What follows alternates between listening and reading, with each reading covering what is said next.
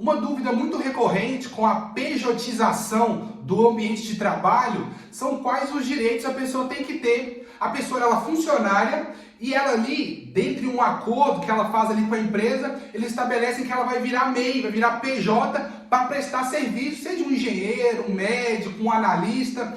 Muitas vezes nós vimos esses casos e a gente já recebeu algumas pessoas aqui no escritório perguntando orientação sobre qual valor eles deveriam receber quando eles fizessem essa transformação, saísse da CLT e virasse MEI. Hoje nesse vídeo a gente vai estar elencando as possibilidades e os valores que você precisa se atentar para quando fazer essa transição. Se liga no vídeo!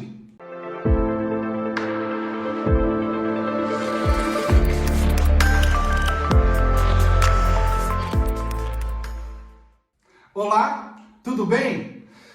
Algo muito recorrente hoje em dia é muitas empresas e muitos ambientes de trabalho onde o trabalhador deixa de ser CLT e se estabelece ali uma relação comercial de PJ com PJ, de empresa com empresa. E uma dúvida muito recorrente é qual valor eu tenho que cobrar mediante ali essa transformação. E hoje vai estar falando um pouco sobre isso.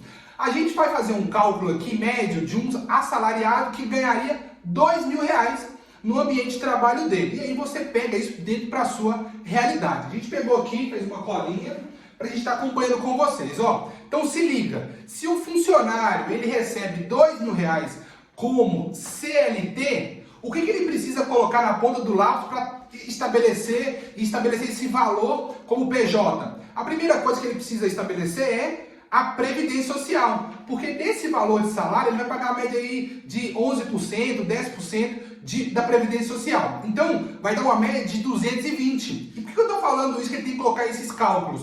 Porque ele, como PJ, ele vai ter que arcar com todos esses gastos e essas questões que a empresa era responsável. Então, todos esses gastos que a gente vai falar aqui hoje nesse vídeo eram gastos que a empresa seria responsável e acaba que quando ela transporta essa relação para uma relação de PJ com PJ, a própria empresa que se torna responsável por todos os recolhimentos de impostos e tudo mais que ela vai ter que colocar. Então, uma pessoa que virou MEI ou que virou empresa, ela vai ter que pensar a primeira coisa, a Previdência Social, que a empresa pagaria e ela vai deixar de pagar. Então aí, numa base de cálculo de R$2.000, vamos colocar aí um INSS de R$220.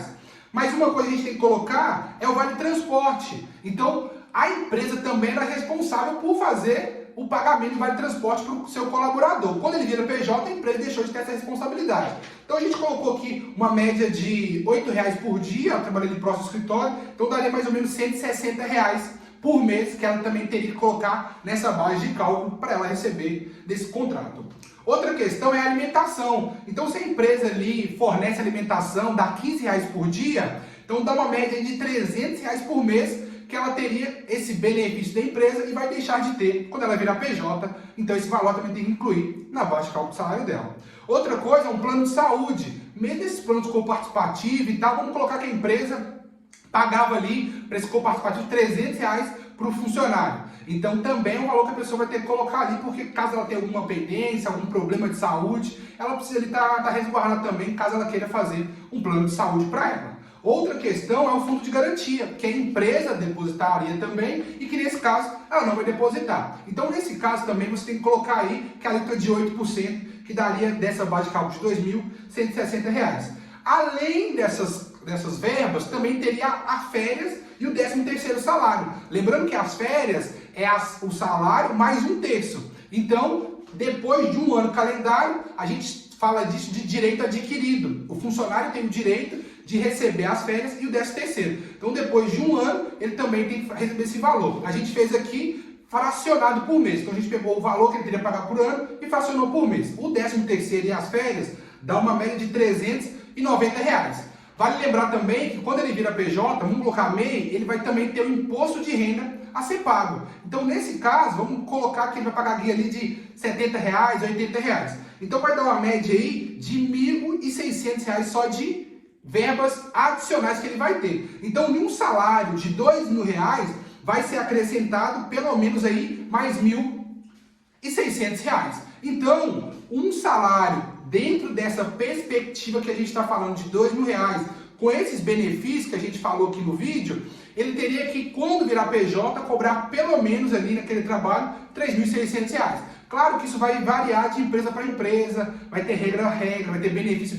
Tem empresa que às vezes tem benefício de carro, de auxílio viagem, então cada empresa tem benefício. O que a gente está querendo trazer aqui é que quando você, MEI, ou quando você, empresa, for fazer essa migração, colocar tudo isso na ponta do lápis para entender se faz sentido ou não, porque às vezes você pode migrar aí e sair no prejuízo se você colocar o mesmo valor que você recebia como CLT, colocar o mesmo valor com todos os gastos, você vai estar aí tendo uma dedução muito maior. Fechado? Se você precisar aí de alguma orientação, tiver alguma dúvida, precisar de elaboração de contrato, entre em contato conosco aqui. Nós temos um time de profissionais e vamos poder estar auxiliando em todo esse processo. Fechado? Valeu!